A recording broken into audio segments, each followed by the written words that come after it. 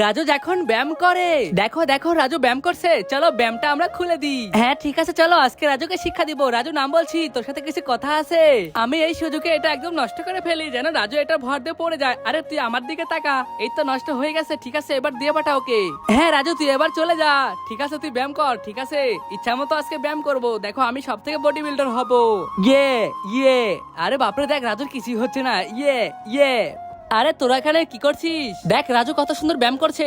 আরে রাজু নাম বলছে এবার। ওই রাতুল দাঁড়া, এবার রাতুলকে ব্যায়াম করাবো। রাতুল তাড়াতাড়ি এদিকে আয়।